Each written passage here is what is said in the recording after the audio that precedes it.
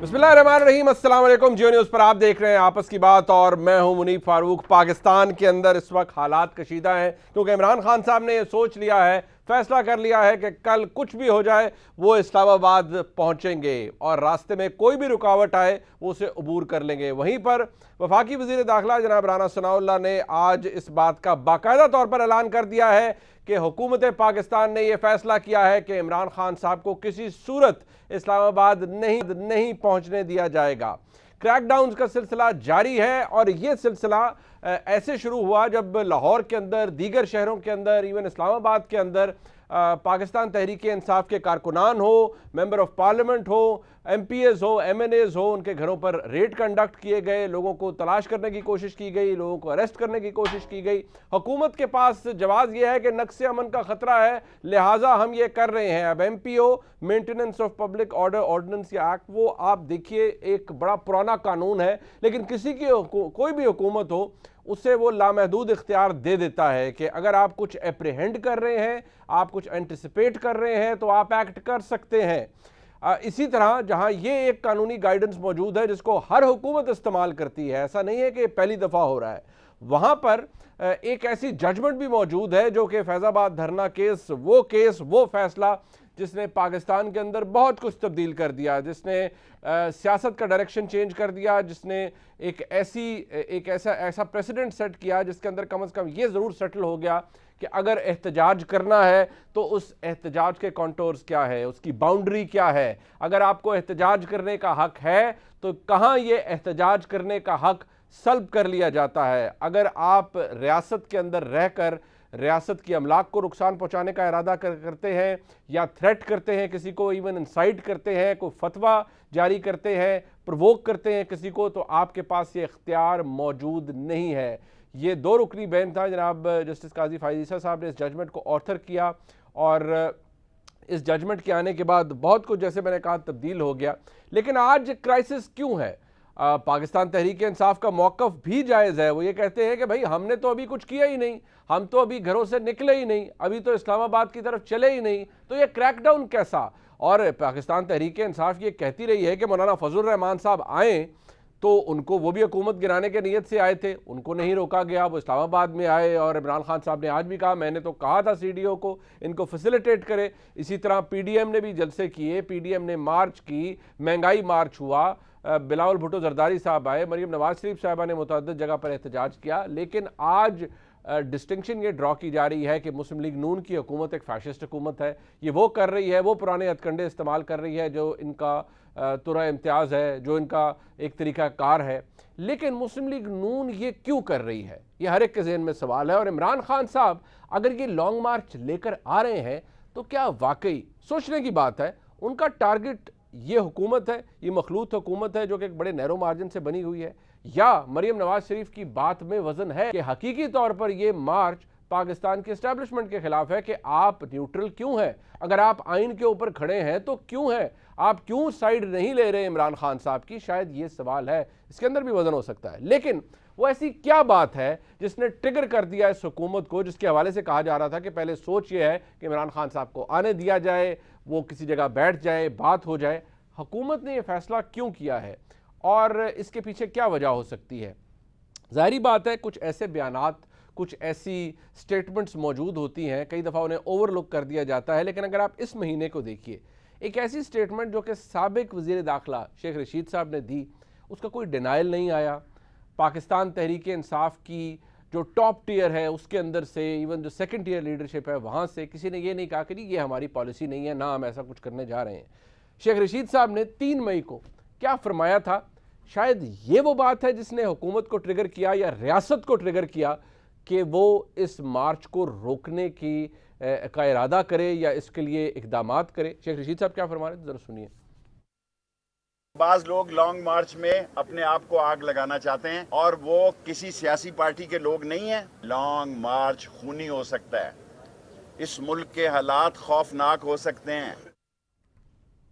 Long मार्च खूनी हो सकता है, इस मुल्क के हालात ख़तरनाक हो सकते हैं। राना सनाउल्लाह ने, जो कि वफाकी वज़ीर दाखिला हैं, 7 मई को, ये बयान 3 मई को आया, 7 मई को एक वार्निंग दी और कहा कि ये बयान वापस लें। क्या फरमाया उन्होंने, सुनिएगा।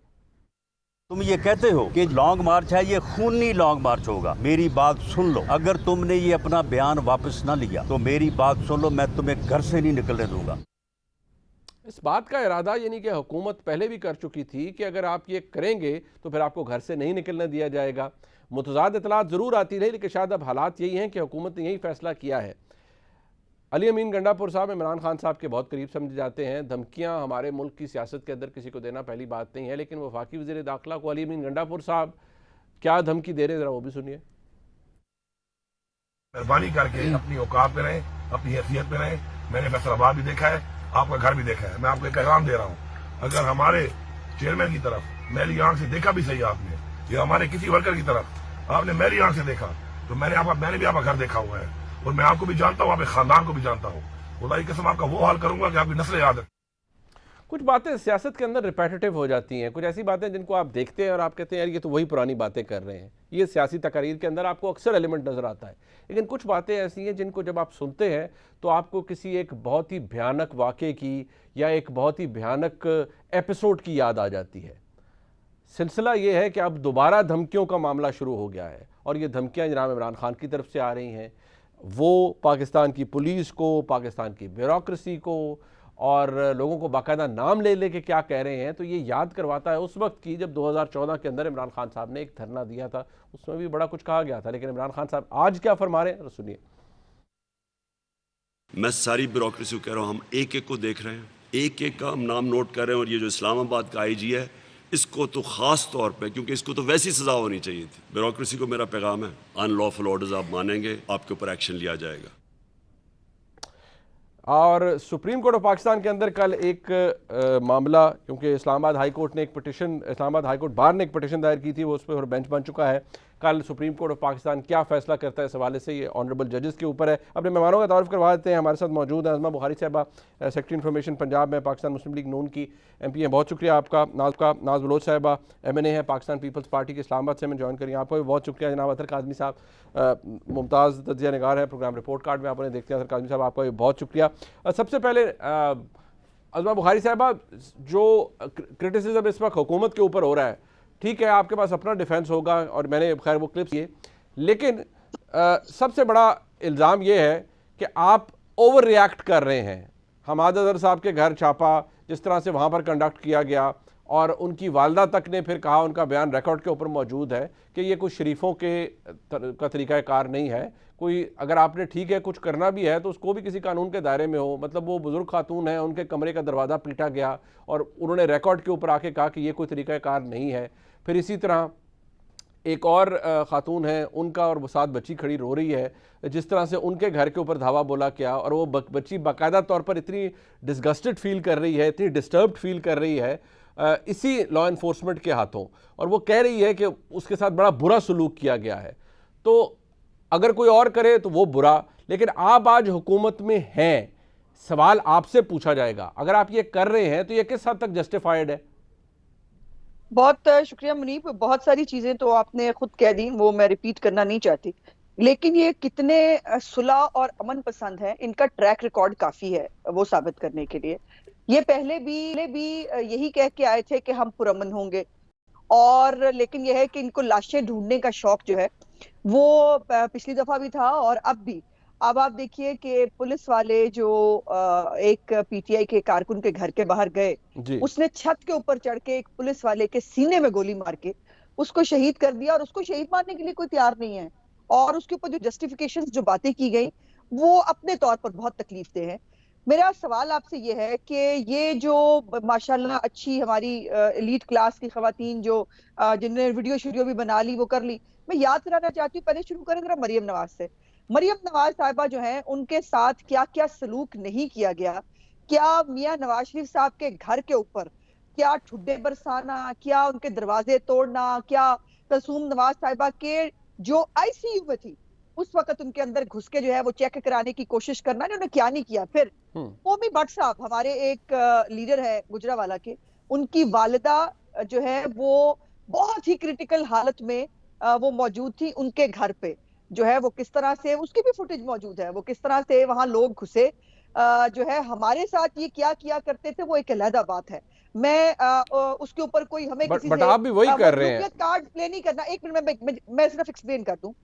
जब आप ये कह रहे हैं कि हम तहस नहस कर देंगे, जब आप कह रहे हैं कि खूनी मार्च होगा, जब आपने पहले भी जो है आपका ट्रैक रिकॉर्ड ये है कि आपको लाशें उठाने का और गिरवाने का शौक है, तो रियासत क्या करे? क्या रियासत तमाशा देखे?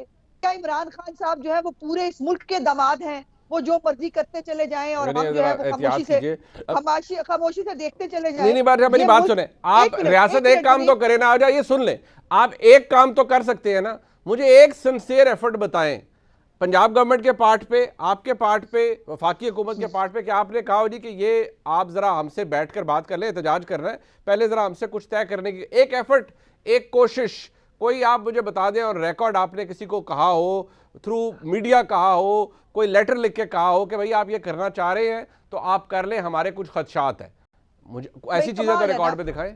नहीं, बड़ा कमाल है मुनीब, मतलब यहाँ पर भी इन्होंने एहतजाज करना है तो भी पूरी रियासत जो है इनके सामने बिछ जाए और हम उनसे कहे बादशाह सलामत प्लीज बता दें कि हमने आपके लिए क्या इंतजाम करने। आप कमाल कर रहे हैं, इससे ज्यादा हो गई है। आप हुकूमत है, एहतजाज उनका हक है।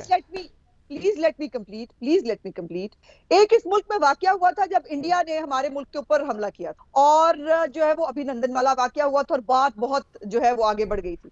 उस मौके पर भी वो जो एक पता नहीं उनको क्या गलतफहमी है अपने बारे में, वो एक फितने से भरा हुआ दिमाग और एक जो है वो जिसकी गरूर और अना पाकिस्तान से बड़ी है, वो उस वक्त ऑपोजिशन के साथ नहीं बैठा था। और अब भी आप इनके जरा लीडर्स की बयानात उठा के देखें, हम किसी से इजाजत नहीं मांग रहे, हम सिर्फ बता रहे हैं, हम सिर्फ कर रहे हैं, हम ये करेंगे। देखिए ये मुल्क जो है ये 22 करोड़ आवाम का मुल्क है, ये इमरान खान साहब का ये पीटीआई के जेल में नहीं आया हुआ, और इसको ये अपनी मर्जी से नहीं इस्तेमाल कर सकते। आइन भी आपकी मर्जी से, आप उसको तोड़ेंगे, डस्टबिन में फेंकेंगे, आपको कोई नहीं पूछेगा। आप पार्लियामेंट पे हमला करेंगे, आप दहशतगर्द होंगे, आप इश्तिहारी होंगे, आपको वजीर आजम लगा दिया जाएगा। आप इस मुल्क के अंदर जो है हमला करा के सदर पाकिस्तान जो अभी का है और साबिक वजीर आजम वो शादियां बजाएंगे, वो खुशी का मुजाहरा करेंगे। ठीक है, अच्छा बट आपने तो जस्टिफाई कर, आपने तो अपनी पोजीशन जस्टिफाई खुद करनी है ना। आपने कहा है, एक मिनट मेरी बात सुनो, लाइन ऐड करने दो जी। फितना और फसाद से निपटना हर रियासत की जिम्मेदारी होती है। और at the end of the day there are political party ना, कोई कलदम तंजीम तो नहीं है ना, पॉलिटिकल पार्टी है। वो फितना हो, सब कुछ हो, कहीं से डिग्री ले लें कि वो फितना है, बात क्या इनकी हरकतें कलदम से ज्यादा बुरी हैं। अच्छा चले ठीक है, बट दैट्स योर, आप वो ठीक है, वो आप कह सकते हैं 100 दफा कहें। फॉर एवरी पाकिस्तानी उनके वोटर हैं, सपोर्टर हैं, सीटें वो है पॉलिटिकल पार्टी। तो क्या करें? नहीं चले, बट एक मिनट पाकिस्तान को गिरवी रख दें। नहीं, आप ना गिरवी रखें, आप कोशिश तो करें ना बात करने की। मुझे एक मौका बताए, आपने क्या कोशिश की है? कोई कोशिश नहीं। पाकिस्तान नहीं, हमने कोशिश करनी है, करने वो जा रहे हैं ना, इजाजत उनको हो, बट इजाजत की आप आज की हुकूमत है ना, आप आज की हुकूमत है मेरी बहन, हाथ बांध के नहीं खड़े हो सकते। अच्छा चले ठीक है, आपने कहा नहीं खड़े हो सकते, नाज बोलो, ओके फाइन। अच्छा मुझे इधर आगे नाज बोलो साहिबा, पाकिस्तान पीपल्स पार्टी कोलेशन में है, आपका ये तरीकाकार कहा जाता है पाकिस्तान पीपल्स पार्टी बड़ी जमहूरी पार्टी है, जाहिर बात है आप एंगेज करने में बिलीव करते हैं, बट आज की सिचुएशन देख लीजिए, एक तसादुम का सा समा है और इमरान खान साहब कह रहे हैं मैंने आना ही आना है, हुकूमत ने कह दिया ये इंतशार फैलाएंगे, हमारे पास इंटेल मौजूद है, हम नहीं आने देंगे। फाइन, इशू ये है कि क्या ये सवाल वादा नहीं है किसी भी हुकूमत से, चाहे पंजाब हुकूमत उसमें भी आप इत्तेहादी, वफाकी हुकूमत उसमें भी आप इत्तेहादी, कि भाई कोई बात कर लेता ताकि रिकॉर्ड के ऊपर रहता। कल आप कम से कम सुप्रीम कोर्ट को बताने जोगे होते कि हजूर हमने बात करने की कोशिश की है, हमने इनसे कुछ लिखवाया था, बट वी एंटिसिपेट दिस, ये इस चीज़ पे मानने पे तैयार नहीं है, सिरे से कोई एफर्ट ही नहीं है। बिस्मिल्लाहिर्रहमानिर्रहीम।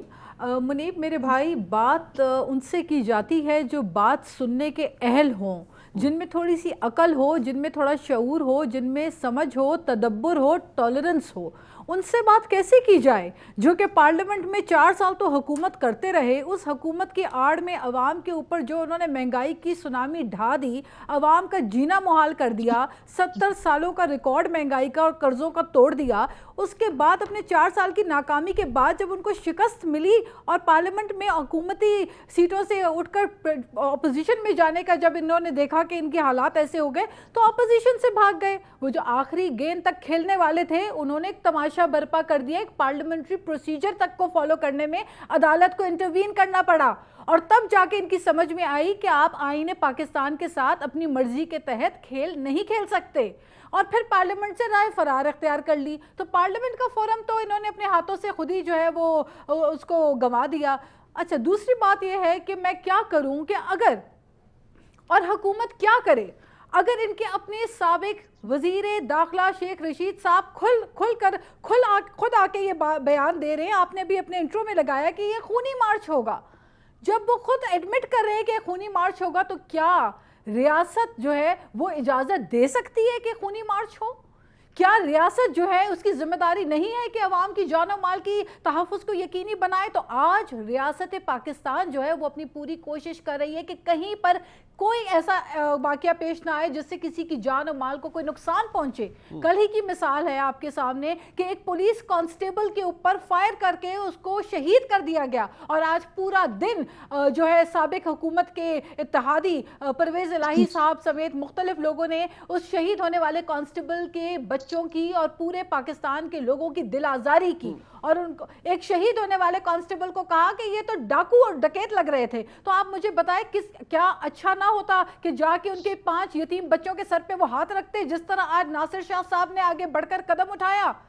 अच्छा, नहीं, ऐसे में जल्दी में तेल लगाने वाली बातें करना, आप कहती हैं कि इनसे बात ही नहीं की जा सकती। अगर आपने नफरत, मेरी बात सुने, ठीक है, ये नफरत में बिलीव करते हैं आप, सारी बातें कहते हैं। मुझे सिर्फ ये बताएं, कल सुप्रीम कोर्ट ऑफ पाकिस्तान में एक मामला है, जाहिर बात है अदालत के मौजूद जज साहबान है, अदालत रियासत पाकिस्तान के ऊपर बराजमान इस हुकूमत से तो पूछ सकती है कि भाई ये आना चाह रहे हैं, आपने कहा हमारे पास इंटेल है, क्या आपने बैठकर इनसे अपने खदशात कोई किसी ने बात करने की कोशिश की? क्योंकि एहतजाज करना तो हक है, मैंने तो रेफरेंस भी दे दिया कि सुप्रीम कोर्ट के फैसले के अंदर क्या एहतजाज के असूल मुरतब किए गए थे। बस सवाल यह है, रियासत या हुकूमत कुछ तो करती है ना, को खुदा ना खास्ता हिंदुस्तानी फौज तो नहीं आ रही ना, या कोई आपके साथ कोई जंग तो नहीं करने आ रहा, पाकिस्तानी है, एक सियासी जमात है। मुनीब मेरे भाई, मैं आपको बताऊं, एज ए ट्रू डेमोक्रेट और एक ऐसी पॉलिटिकल पार्टी की नुमाइंदा की हैसियत से जिस पॉलिटिकल पार्टी ने बुरे से बुरे वक्त में हमेशा जमहूरी अक़दार के ऊपर यकीन रखा और हमेशा अपने मुल्क और रियासत को आगे रखा, मैं समझती हूँ कि जो रवैया खुद पीटीआई का रहा है, अफसोस के साथ जो नफरत अंगेज रवैया रहा है, जो एक इंतशार वाला रवैया रहा है, जो रियासत से टकराव के लिए उकसाने के बयानात दिए जा रहे हैं, जो न्यूट्रल के बयानात रोजाना तब्दील करके कभी कहना कि न्यूट्रल तो जानवर होता है, कभी कहना कि जी इदारे न्यूट्रल क्यों नहीं होते, तो रोजाना की बुनियाद के ऊपर ये जो रियासत के खिलाफ बयानबाजी इदारों के खिलाफ ये कर रहे हैं, और फिर उसके बाद लोगों को कह रहे जी टैंकों के सामने लेट जाइए। किसकी टैंक? कौन से टैंक के सामने? आप अपनी अवाम को अपने इदारों के खिलाफ खड़ा कर रहे हैं। आप पाकिस्तान में मुझे तारीख बता दें, कौन सी ऐसी नेशनल पॉलिटिकल पार्टी है जिसने आज तक कभी अपनी अवाम को उकसाया हो इदारों के खिलाफ? लेकिन पीटीआई उकसा रही है। तो मैं ये कहना चाहती हूं कि इनके लोग जो है ये इस इंतशार की पॉलिटिक्स, हेट की पॉलिटिक्स, नफरत की पॉलिटिक्स से अपने आप को दूर रखें और इन चीजों से गुरेज रखें, क्योंकि वही उस अज़मा बुखारी की बात बिल्कुल दुरुस्त है। ये किसी फर्दे वाहिद इमरान खान के अकेले का पाकिस्तान नहीं है कि वो अपने फैसले अपने तय कर ले और कहे वो आपकी बात अपनी जगह दुरुस्त है, वो ठीक है, 22 करोड़ आवाम का पाकिस्तान है, ठीक है, सबका पाकिस्तान है, लेकिन जिम्मेदारी भी किसी की है ना, किसी की जिम्मेदारी भी है। कादरी साहब तो उसी जिम्मेदारी का मुजाहिरा कर रहे हैं ना। आप करें, मुझे आप बताइए किसने इनको इजाजत दी थी पार्लियामेंट लॉजेस में धावा डालने की? क्या आपको याद है कुछ अरसा कबल पार्लियामेंट लॉजेस में एमएनएस को घसीट के इन्होंने निकाला अदम एतमाद से पहले? पुलिस का गलत इस्तेमाल किया। ठीक है, ओके, ठीक है, आप अपने आज के कॉन्डक्ट को, but two wrongs don't make one right, but आप अपने आज के कॉन्डक्ट को या हुकूमत को, two wrongs don't make a right, but आप ये कह रहे हैं कि don't make a right, but अगर उन्होंने गलत किया था तो आप कह रहे हैं अपने इस कॉन्डक्ट को आप जस्टिफाई कर रहे हैं कि नहीं, इनसे तो बात ही नहीं की जा सकती। नहीं, बट आप ये कर रहे हैं ना, नहीं कर रही, लेकिन आप ये कह रहे हैं कि इनसे तो बात ही नहीं हो सकती। नहीं मुनीब, मैं जस्टिफाई नहीं कर रही इसको, मैं सिर्फ ये कह रही हूँ कि कल जो पुलिस कांस्टेबल के ऊपर हमला हुआ, ये रवैया गलत है। हम इजाजत नहीं दे सकते कि अवाम जो है वो अपने इदारों के सामने उठकर आके इस बिल्कुल गलत है। और वो पुलिस कांस्टेबल शहीद हुआ, उसके जो 5 यतीम बच्चे हैं वो यकीनी तौर पर सवाल पूछेंगे, सारी उम्र सवाल पूछेंगे, उनके सरों पर जो चाहिए पंजाब गवर्नमेंट को वो भी हाथ रखे। I am sure Punjab police भी उनकी मुकम्मल दादरसी करेगी, लेकिन उन बच्चों का बाप वापस नहीं आएगा, उस दुनिया से जा चुका है। बट अतर काज़मी साहब, सवाल एक है, क्या इमरान खान साहब वाकई वो तमाम हदें फलांग चुके हैं जिसके बाद उनसे बात नहीं की जा सकती, या वो उनका कॉन्डक्ट रहा ही ये है कि भाई मैं तो इन चोरों डकैतों से बात नहीं करता, ये तो इम्पोर्टेड हैं, ये तो फलाने हैं, ये तो ऐसे हैं, बात हो ही नहीं सकती थी इमरान खान साहब से। और अब जो कुछ हो रहा है, खास तौर पर जब वो ये कह रहे हैं कि न्यूट्रल का भी इम्तहान है, न्यूट्रल किसका, जारी बात है वो कह रहे हैं फौज का इम्तहान है जी, अदलिया का, अगर उन्होंने हमारे हक में फैसले ना किए या उन्होंने अगर हक का साथ ना दिया तो बड़ा गलत हो जाएगा और सारे लोग आपके बारे में भी फिर क्या सोचेंगे। तो इमरान खान साहब has crossed all the limits, is that the case? देखिए, मसला ये है कि बात हम कर रहे हैं कि खूनी जो है वो कोई एहतजाज होगा, और राना सनाउल्लाह साहब ने कहा है कि इस तरह की कोई बात नहीं होनी चाहिए। खूनी क्यों होगा? खूनी वो इसलिए बातें हो रही हैं इस तरह की कि आज आपके वज़ीर दाखिला कौन है?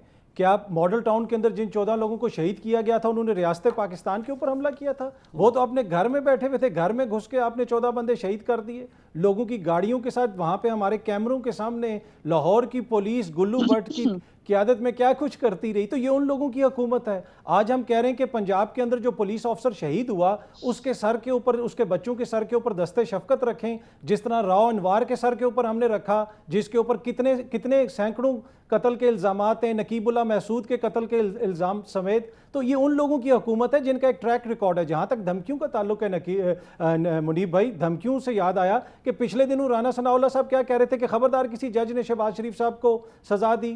वो कौन थे लोग जो कहते थे कि खबरदार जो नवाज शरीफ या उसके बच्चों से कोई असाब मांगने की कोशिश की, पाकिस्तान की जमीन तुम्हारे ऊपर तंग कर देंगे। तो ये कोई पाकिस्तान के अंदर ये सब कुछ हम देखते रहे ना। और दूसरा मसला ये है कि आपने भी शुरू में कहा कि नून लीग की हुकूमत, नहीं भाई, ये नून लीग की नहीं, ये Noon league, people's party, JUIF, ANP, ये इन सब की हुकूमत है। और जो आपको स्क्रीनों पे हमारे नज़र आ रहा है, जो लोगों के घरों में रेड पड़ रहे, ये इन 12 जमातों की जमहूरियत का निचोड़ है कि ये इतना भी तैयार नहीं है कि लोग कम अज़ कम बाहर निकल के अपना पुरअमन एहतजाज का हक इस्तेमाल कर लें। जस्टिस नासरा इकबाल ने क्या जुर्म किया था? देखें, बाकी तो इमरान खान तो चले कह देते हैं कि वो बहुत बुरे हैं, बाकी उनके दीगर लोग भी बुरे हैं। अल्लामा इकबाल के बेटे के घर पे किस लिए रात को छापा मारा? क्यों पुलिस ने जरूरी समझा कि उनके घर जाना रात को जरूरी है? बहुत सारे सवालात हैं ना इस हवाले से। और दूसरी आखिरी चीज मैं इसमें ऐड करूंगा कि ये तो वो हुकूमत है कि जिसके जलसों के अंदर, अभी JUIF के जलसों के अंदर इस्लामाबाद हाई कोर्ट के जजों के नाम ले लेके दुश्मन तराजी की गई, किस किस्म के अल्फाज इस्तेमाल किए गए इमरान खान साहब की वालदा के हवाले से। तो मसला ये है कि यहाँ पे हम कुछ स्कैंडिनेविया की सियासत को डिस्कस नहीं कर रहे, बट इन दो जमातों का जो कॉन्डक्ट है वो आपके भी सामने और मेरे भी सामने। बट हम वही शायद सब कुछ कर रहे हैं, हम मिसाल दे रहे हैं कि जी फलाने ने क्या किया, जो कि फैक्ट है। मैं ये नहीं कह रहा आप गलत कह रहे हैं, कोई और गलत कह रहा है, लेकिन इशू ये है कि शायद हम ऐसे एनालाइज कर रहे हैं कि हम इस बात को संभाव इसकी एक रीजनिंग तौजी खुद दे रहे हैं कि भाई उन्होंने ये किया था तो इन्होंने कर दिया, तो कोई बड़ी बात नहीं। लेकिन एक बात ये जो अभी जस्टिस नासर जावेद साहिबा के घर पे जो हुआ, ख्वाजा आसिफ साहब ने आज माजरत की, नूर आलम खान साहब के घर धावा बोला गया, वहाँ शायद किसी ने माजरत नहीं की। जो नासर जावेद साहिबा के घर हुआ वो कंडेमनेबल है, उम्र रसीदा खातून है, उनके घर पे ऐसा नहीं होना चाहिए था। लेकिन सवाल वो भी है अतर काज़मी साहब कि वो गरीब का बाल, वो जो कांस्टेबल बेचारा, एक तो सारी उम्र वो पुलिस में, आपको पता ही है क्या मामलात होते हैं, आज वो बच्चे यतीम पड़े हैं और वो शहीद हो गया। और वो जहाँ शहीद हुआ वो घर के अंदर भी नहीं घुसा था, उसको डायरेक्ट फायर किया गया, उसकी शहादत होगी, वो दुनिया छोड़ के चला गया। उस गरीब की रूह भी पूछती होगी, वो बच्चे भी पूछेंगे कि भाई मुझे किस चीज़ की सज़ा मिली है। देखिए, बड़ा अनफॉर्चुनेट है और यही तो हमारा सियासी फेलियर है।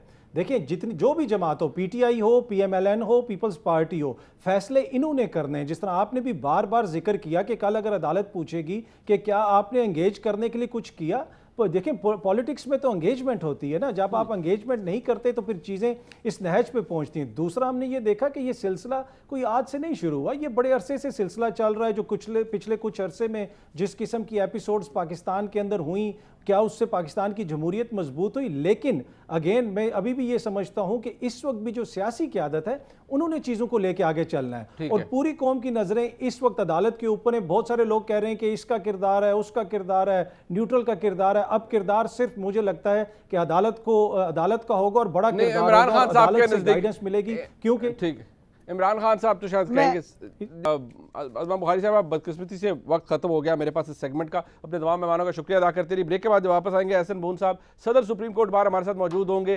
कानूनी मामला है जो ऑनरेबल सुप्रीम कोर्ट के सामने कल जाएगा।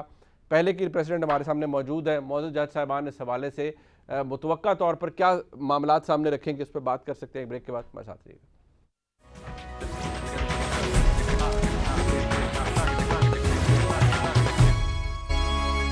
जहाँ हुकूमत इस बात पर वज़िद है कि इमरान खान साहब का लॉन्ग मार्च, उसमें एक इंतशार का एलिमेंट होगा, लिहाजा उसे इजाज़त नहीं दी गई, ना ही इस्लामाबाद में एंटर होने दिया जाएगा किसी को, बल्कि हुकूमत बहुत बड़े पैमाने पर छापे मार रही है, गिरफ्तारियां कर रही है पूरे पाकिस्तान के अंदर, चाहे वो सिंध हुकूमत हो, पंजाब हुकूमत हो, और कहीं MPO को इस्तेमाल किया जा रहा है। और प्रिटेक्स्ट यही है कि इमरान खान साहब की जमात ने इसे खूनी मार्च का नाम दिया और ऐसे प्रोवोकेटिव स्टेटमेंट्स जारी किए जिससे नक्शे अमन का ख़तरा है, लिहाजा हुकूमत प्रीएम्प्टिव मेजर्स ले रही है और किसी तरह से भी कोई पॉलिटिकल गैदरिंग इस तमाम इंतशार के बाद उसको अलाउ नहीं किया जा सकता। और जिस तरह बदकिस्मत एक वाक़या हुआ, आज एक पुलिस कांस्टेबल शहीद हुए लाहौर में, तो ऐसे वाक़यात के बाद तो बिल्कुल ही गुंजाइश नहीं बनती। वहाँ पर इस्लामाबाद हाई कोर्ट बार ने एक पिटिशन फाइल की सुप्रीम कोर्ट ऑफ पाकिस्तान के सामने। अब वो कल उसके ऊपर मौजूद 3 रुकनी बेंच समाअत करेगा। हमारे साथ मौजूद हैं जनाब एहसन बून साहब, सीनियर एडवोकेट ऑफ पाकिस्तान के सदर हैं सुप्रीम कोर्ट बार एसोसिएशन के। एहसन बून साहब बड़ा वसी तजर्बा रखते हैं। एहसन बून साहब, सर बहुत शुक्रिया आपके वक्त का। सर पहले तो ये बताइए कि ये मेरी नाकिस राय में बहसीत एक तालिब इल्म में हमने यही पढ़ा है कि जब से ये सिलसिला शुरू हुआ और जब फैज़ाबाद धरना केस आया और उसका पूरा एक डिटेल जजमेंट आई, तो मौजूद अदालत ने, सुप्रीम कोर्ट ने स्टैंडर्ड सेट कर दिए थे कि क्या किस तरह का फ्रीडम ऑफ असेंबली किस हद तक है, आप क्या कर सकते हैं और क्या नहीं कर सकते, स्टेट का उसके अंदर क्या किरदार है, इदारों के अंदर उसका क्या किरदार है, और अगर कोई फतवे जारी करे या कोई प्रोवोकेटिव स्टेटमेंट से इंसाइटमेंट करे उसके बारे में अदालत का वाज़े हुक्म मौजूद है। क्या ये ऐन मुमकिन है कि वो एक फ़ैसला आ चुका, वो 2 मेंबर बेंच का था, ये 3 मेंबर बेंच होगा, उससे डिविएट भी कर सकती है, क्योंकि इख्तियार तो लामहदूद है सुप्रीम कोर्ट के पास। बात यह है कि सुप्रीम कोर्ट के पास वाकई लामहदूद इख्तियार हैं। जब आर्टिकल 187 की बात आ जाती है तो फिर इख्तियारात का कोई दायरा कार शायद रहता ही नहीं है। जैसे आपने देखा पहले मतलब जो आया था ये आर्टिकल 63A पे आई है जजमेंट, उसमें आर्टिकल 184(3) और 187 का भी आखिर में रेफरेंस दिया गया है जी। इसी तरह एक जो पॉलिटिकल एक्टिविटी है या राइट टू मूवमेंट है, ये एक फंडामेंटल राइट है किसी की भी शख्स का, किसी शहरी का, लेकिन this is subject to law, this is subject to law. और इसी चीज को सुप्रीम कोर्ट ऑफ पाकिस्तान ने अपने पहले फैसले में दिया। मैं समझता हूं कि मौजूदा हालात में भी इन्हीं आईनी प्रोविजन को सामने रखते हुए और इसी फंडामेंटल राइट को सामने रखते हुए मैं समझता हूं कि PTI को जरूर गवर्नमेंट को ये कहना चाहिए था कि we want to come there और we want to have gathering और हम पॉलिटिकल एक्टिविटी। उसके नतीजे में गवर्नमेंट उनको जगह एलोकेट करती, ये गवर्नमेंट का प्रीरोगेटिव है और गवर्नमेंट को चाहिए कि उनको जगह एलोकेट करे, वो ऐसी करें जहां पे वो अपनी एक पुरअमन एक्टिविटी कर सके। लेकिन ये प्रोवोकेटिव स्टेटमेंट्स और इस हवाले से इंसाइटमेंट, ये बिल्कुल ही मैं समझता हूं कि किसी भी हवाले से ना इसे आप फंडामेंटल राइट कह सकते हैं, ना इसे स्टेट के ऑपरेटिव को, सारा ऑपरेटर्स को चैलेंज करना मैं समझता हूं किसी भी पॉलिटिकल पार्टी का कोई राइट नहीं है। लेकिन पॉलिटिकल एक्टिविटी करना राइट है। और इस पे आप देखें सुप्रीम कोर्ट ऑफ पाकिस्तान ने एक बेंच भी बनाया, एक पिटीशन आई हाई कोर्ट बार की तरफ से, तो मैं समझता हूं कि ये भी एक गुड ओमन है, ये भी मैं आपको अर्ज करूं।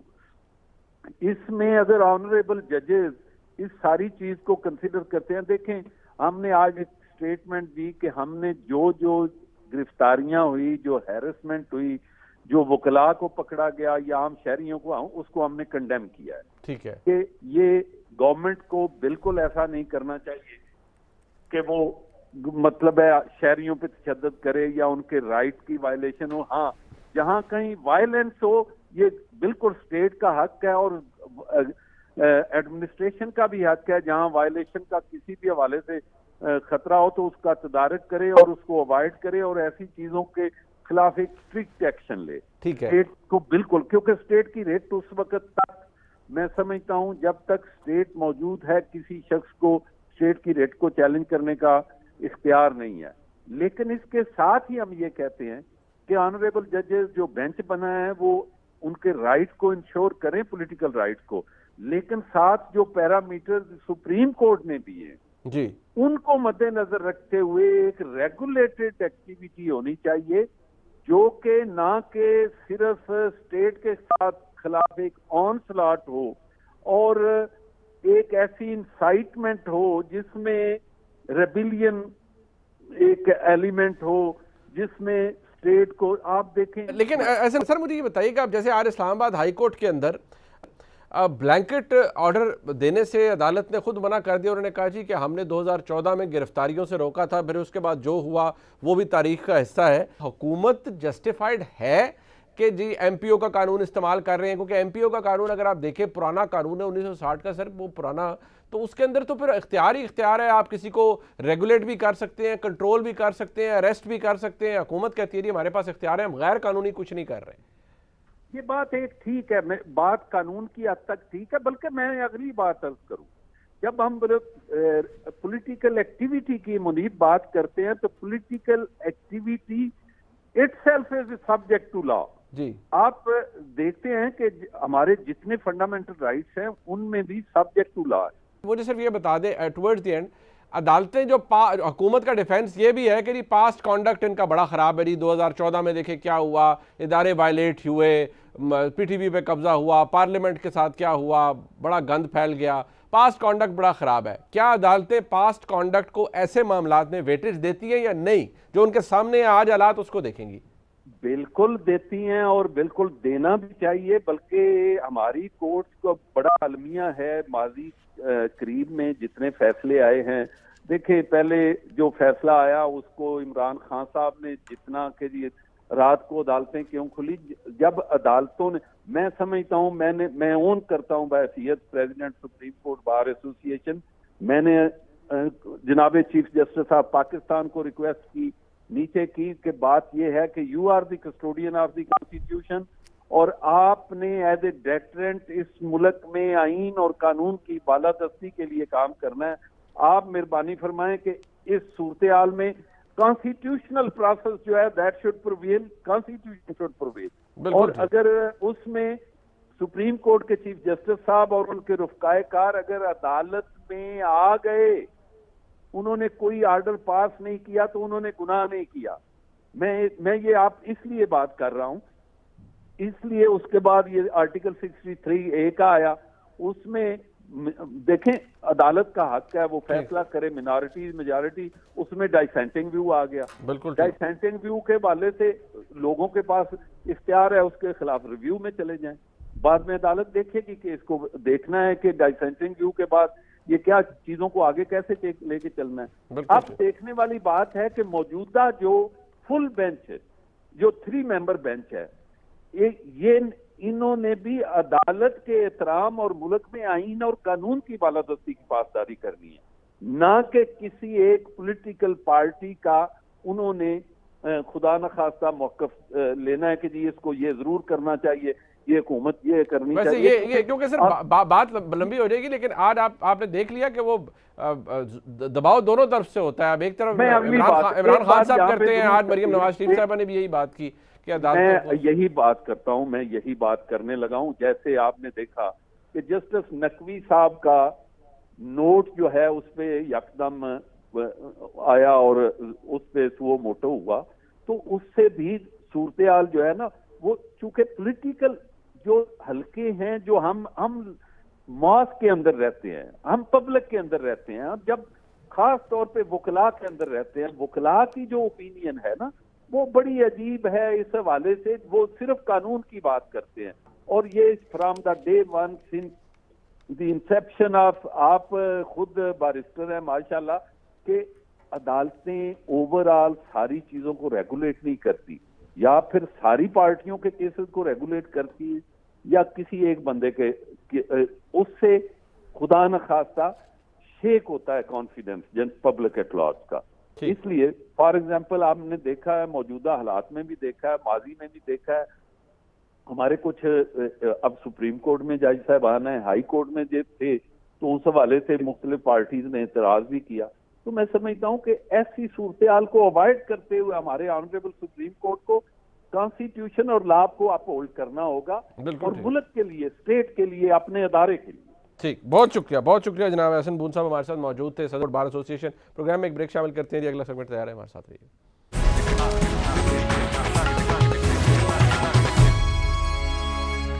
पेशावर समेत पूरे खैबर पख्तूनख्वा में पोलियो मुहिम का आगाज़ हो चुका है और महकमा सेहत के मुताबिक जो अदाद शुमार दिए गए हैं, सूबे भर में तकरीबन 72,08,000 बच्चों को पोलियो के कतरे पिलाए जाएंगे।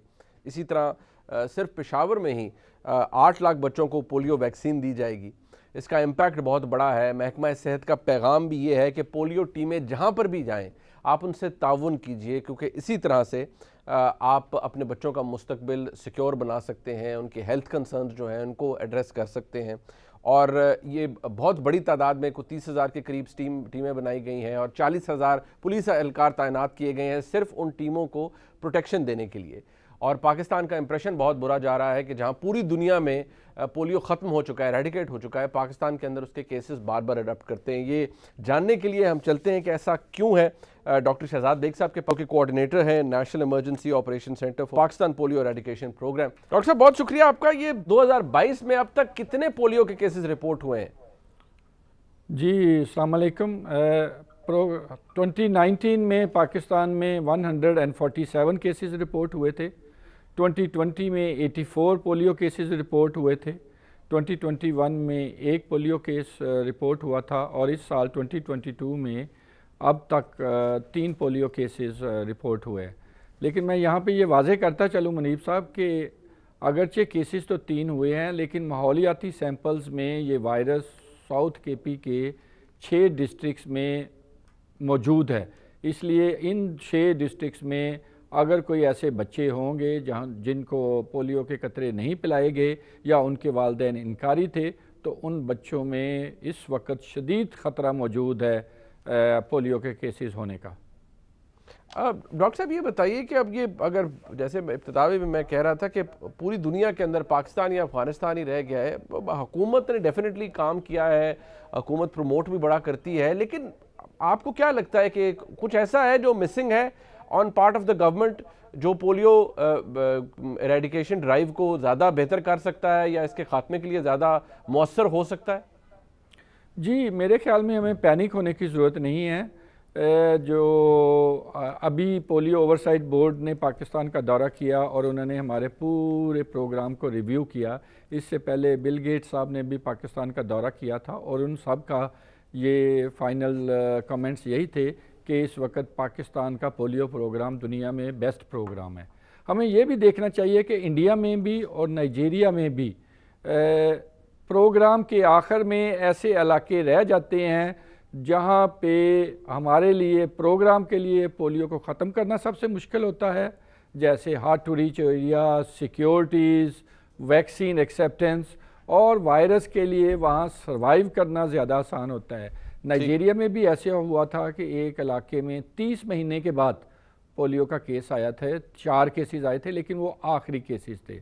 मेरे ख्याल में हमें ये बता रहा है पोलियो प्रोग्राम को, पोलियो वायरस, कि अगरचे आपने मुझे कमज़ोर कर दिया है लेकिन मैं अभी गया नहीं हूँ और अब मैं ये भी पता है कि ये कहाँ मौजूद है।